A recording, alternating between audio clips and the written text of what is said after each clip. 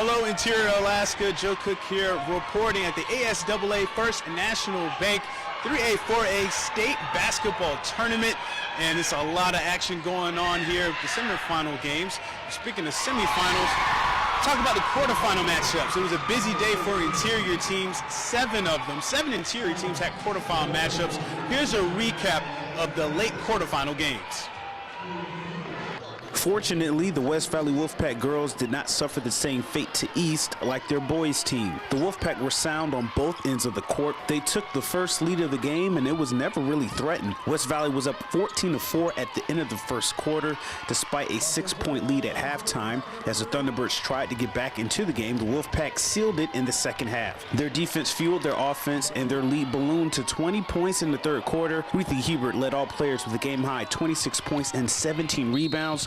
Teresa Sample chipped in with 10 points, and the Wolfpack never trailed in a 54-41 win and advanced to tonight's semifinal against the Wasilla Warriors. I actually was really surprised. I was really nervous coming in, and then I think just by the pace of the game, we kind of pulled ahead, and that was nice for us. It was good confidence. I think we saw a lot of close games with Diamond Lathrop and Wasilla and Colony, so it kind of makes it feel like it's anyone's state tournament championship game, so hopefully it can be ours this year. This next showdown might have been the game of the day for interior teams. The Aurora champion Delta Junction Huskies took on the ACS Lions. Both teams matched each other shot for shot, run for run throughout this contest. It was knotted up at 37-all at the half.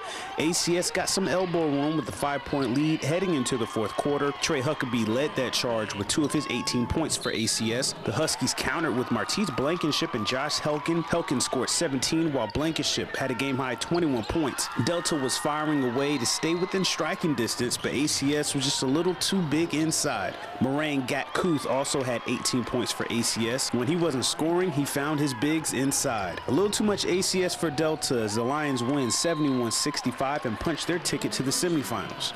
The Galena Lady Hawks had the tough task of trying to take down #1 Barrow. The teams traded a series of buckets to start the game. It was tied 7-7, but Barrow went on a 12-2 run, and they were up 19-9 at the end of the first quarter. That run would carry over for the Whalers in the second half as they got a number of steals and transition layups to pull away from Galena, despite a game-high 16 points from Romay Harris. Barrow cruises to a 61-35 victory. They will meet Hutchison in their semifinal matchup.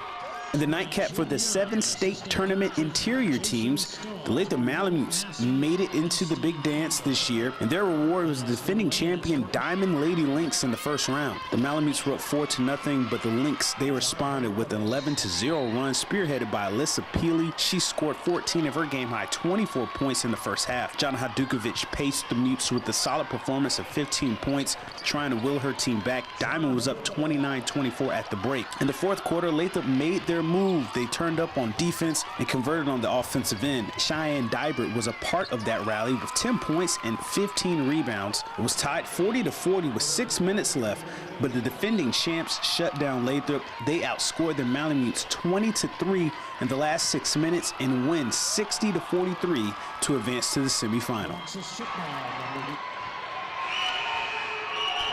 How about this? The West Valley soccer team, they got a head start to their season this week. Today, they played Colony in the Dome. Yesterday, they defeated the Wasilla Warriors 5-0. Big win for them there. But today against the Colony Knights, the Pack had to play a complete game. 23 minutes into the game, Shane Gillette, he put the Pack on the board with a shot that was just too hot to handle. It was actually an own goal, but he gets credit for the deflection and the goal. But we had a tie game in the second half. There was some confusion for West Valley on a free kick from Colony, and the Knights made them pay, scoring the game-tying goal. It's 1-1 West Valley. They had an answer. Andrew Bray, he makes a good play on the ball and feeds Gillette, who somehow squeezes the ball in the corner of the goal, and that's the game winner.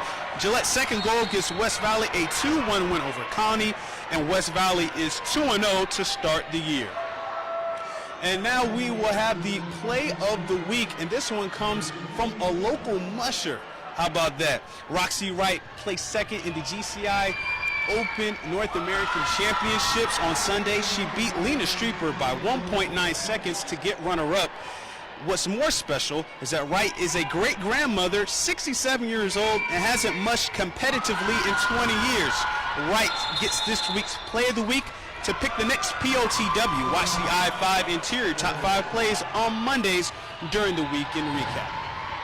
And that's all I have for sports at the Alaska Airlines Center. But be sure to tune in tomorrow for more 3A, 4A state tournament basketball action. Weather is coming up next after this break.